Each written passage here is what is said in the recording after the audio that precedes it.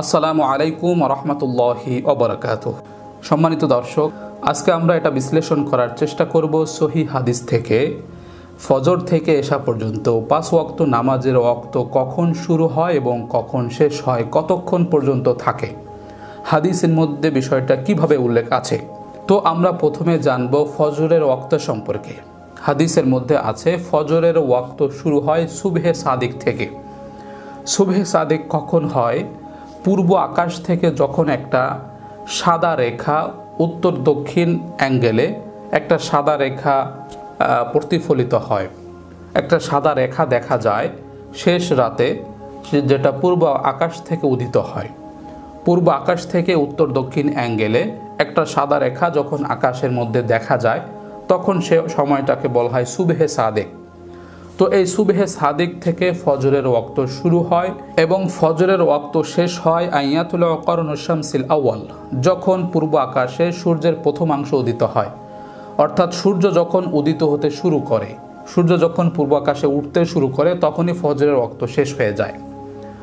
তো সুবহে সাদিক থেকে সূর্য উদয় পর্যন্ত এই সংক্ষিপ্ত সময়ের মধ্যে ফজরের নামাজ শেষ করতে হয়।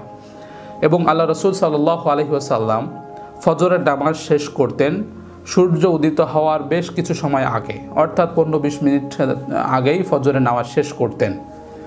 হাদিসের মধ্যে পাওয়া যায় যখন মসজিদে নববী থেকে সাহাবায়ে কেরাম ফজরের নামাজ শেষ করে বের হতেন তখনও পর্যন্ত অন্ধকার থাকতো, অর্থাৎ একজনের চেহারা পরিষ্কারভাবে বোঝা যাইতো না যে তাকে দেখতে কেমন, এরকম বোঝা যাইতো না। এরকম অন্ধকার অবস্থায় ফজরের নামাজ শেষ হয়ে যেত। অর্থাৎ আমরা বুঝতে পারি যে আওয়াল ওয়াক্তে অর্থাৎ দ্রুততার সময়ের মধ্যে ফজরের নামাজ শুরু করা এবং ফজরের নামাজটা একটু দীর্ঘ করা। হাদিসের মধ্যে আছে আল্লাহ রাসূল সাল্লাল্লাহু আলাইহি ওয়াসাল্লাম ফজরের নামাজে অনেক বড় 100 আয়াতের মতো এরকম তেলাওয়াত করতেন, অনেক দীর্ঘ তেলাওয়াত করতেন। নামাজটা অনেক বড় হতো। অন্য নামাজ যদি 2 রাকাত নামাজ পড়তে যদি আমাদের 5 মিনিট সময় লেগে থাকে, তাহলে ফজরের 2 রাকাত নামাজ পড়তে অন্তত 15-20 মিনিট সময় লাগবে কমসে কম, এরকমটা বোঝা যায় হাদিস থেকে। অর্থাৎ ফজরের নামাজটা একটু দীর্ঘ হবে, একটু বেশি তেলাওয়াত করতে হবে, এটা সুন্নাহ। এরপরে আমরা জানবো জোহরের ওয়াক্ত কখন থেকে শুরু হয়। জোহরের ওয়াক্ত শুরু হয় আমাদের মাথার উপরে যখন সূর্য থাকে এবং সূর্য যখন পশ্চিম দিকে হেলতে শুরু করে তখনই জোহরের ওয়াক্ত শুরু হয়। সূর্য যখন আস্তে আস্তে পশ্চিম আকাশের দিকে হেলে যাওয়া শুরু করে, অর্থাৎ সময় হিসাব করে যদি আমরা বলি সেটা হলো 11:25, 30, 35 বা 11:40, এই সময়ের মধ্যে সূর্য স্বাভাবিকভাবে পশ্চিম আকাশের দিকে হেলতে শুরু করে। তখন থেকেই জোহরের ওয়াক্তটা শুরু হয়। এবং জোহরের ওয়াক্ত কতক্ষণ পর্যন্ত থাকে? হাদিসের মধ্যে আছে আমাদের নিজেদের যে একটা ছায়া প্রতিফলিত হয় সূর্যের আলোর কারণে, আমি যখন সূর্যের নিচে দাঁড়াবো এবং স্বাভাবিকভাবে দেখব যে আমার ছায়াটা জমিনে স্পর্শ করেছে এবং সেই ছায়াটা আমার সমান হয়েছে বা তার চাইতে একটু বেশি হয়েছে। অর্থাৎ আমি লম্বায় যতটুকু, আমি সূর্যের নিচে দাঁড়ালে আমার ছায়াটা ঠিক ততটুকু পর্যন্ত মাটিতে স্পষ্ট দেখা যাচ্ছে, জমিনে স্পষ্ট দেখা যাচ্ছে বা তার চাইতে একটু বেশি হয়ে গেছে, তখন থেকেই জোহরের ওয়াক্ত শেষ হয়ে গেছে। এবং 3 নম্বর বিষয় হলো আসরের ওয়াক্ত। জোহরের ওয়াক্ত যখনই শেষ হয়ে গেছে, অর্থাৎ সূর্যের আলোতে আমার ছায়াটা যখন জমিনে দেখা যাচ্ছে আমার সমান পর্যায়ে বা তার চাইতে একটু বেশি হয়ে গেছে, তখনই জোহরের ওয়াক্তটা শেষ হয়ে গেছে এবং আসরের ওয়াক্ত শুরু হয়ে গেছে। আসরের ওয়াক্ত শুরু হয়ে গেছে এবং সেই আসরের ওয়াক্তটা থাকে মা লাম তাসফাররাশ শামস, যখন সূর্যটা হলুদ বর্ণের এবং স্পষ্ট দেখা যায়। পশ্চিম আকাশে যখন সূর্যটা গোলাকার দেখা যায় এবং সেটা হলুদ বর্ণের দেখা যায়, স্পষ্ট বোঝা যায়, সূর্যের আলোতে কোনো তাপ নাই, কোনো প্রখরতা নাই, এরকম যখন স্পষ্ট হয় তখনই আসরের ওয়াক্ত শেষ হয়। তো 4 নাম্বার হলো মাগরিবের ওয়াক্ত। মাগরিবের ওয়াক্ত কখন শুরু হয়? হাদিসের মধ্যে আছে সূর্য যখন পরিপূর্ণভাবে ডুবে যায়, সূর্য ডুবে যাওয়ার সাথে সাথে মাগরিবের ওয়াক্ত শুরু হয়। এবং আল্লাহ রাসূল সাল্লাল্লাহু আলাইহি সাল্লাম বলেছেন মাগরিবের নামাজটা খুব দ্রুত সময়ের মধ্যে পড়তে, কেননা মাগরিবের ওয়াক্ত থাকে মা লাম ইয়াসকুত সাউরুশ শাফাক, যখন শাফাক শেষ হয়ে যায়, আকাশে যখন শাফাক শেষ হয়ে যায় তখন পর্যন্ত মাগরিবের ওয়াক্ত থাকে। অর্থাৎ শাফাক শেষ হয়ে যাওয়ার পর থেকে আর মাগরিবের ওয়াক্ত থাকে না। শাফাক বলতে কি বোঝায়? তাহলে আমরা দেখতে পাই যে সূর্য ডুবে যাওয়ার পরে কিছু সময় পর্যন্ত আকাশটা পরিপূর্ণভাবে কালো হয় না, অর্থাৎ পরিপূর্ণভাবে অন্ধকার হয় না।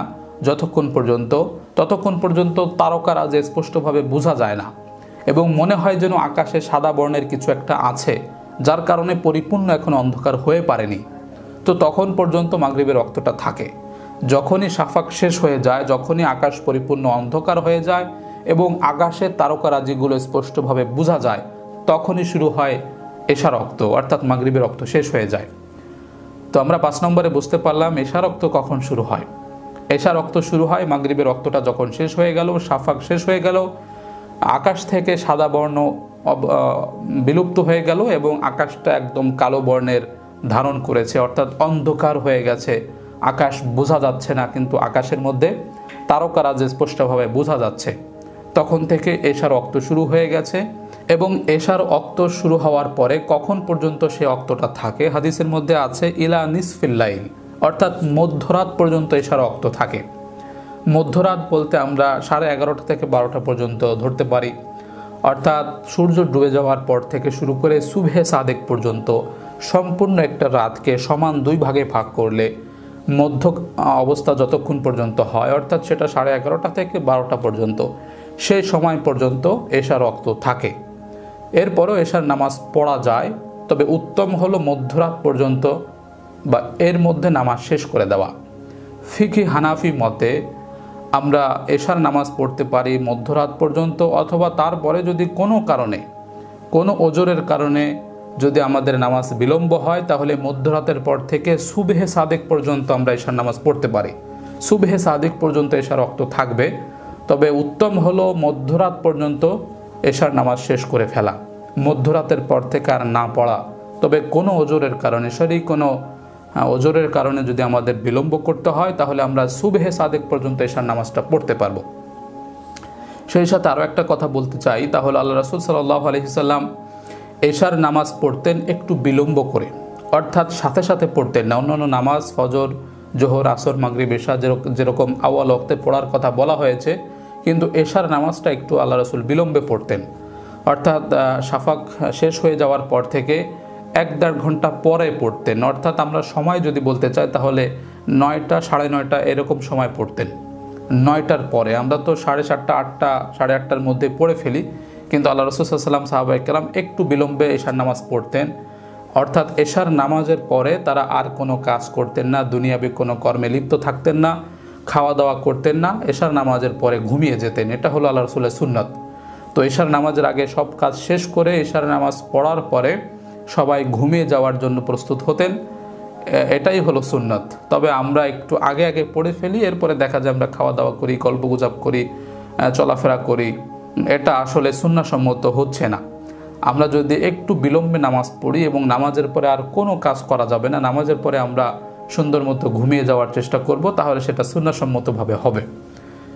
এজন্য এশার নামাজটা আল্লাহ রাসূল সাল্লাল্লাহু আলাইহি সাল্লাম একটু বিলম্বে আদায় করতেন। বাকি অন্যান্য নামাজ, মাগরিবের নামাজ খুব দ্রুত পড়তেন।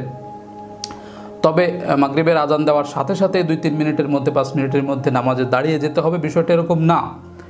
যদি মুসল্লিরা যদি কোনো কারণে একটু বিলম্ব করে, কোনো ওজরের কারণে যদি একটু বিলম্ব হয়, কেউ ওযু করে আসতে একটু দেরি হচ্ছে, আপনি একটু অপেক্ষা করলেন, তাতে কোনো সমস্যা নাই। 10-15-20 মিনিট পর্যন্ত আপনি অপেক্ষা করতে কোনো সমস্যা নাই।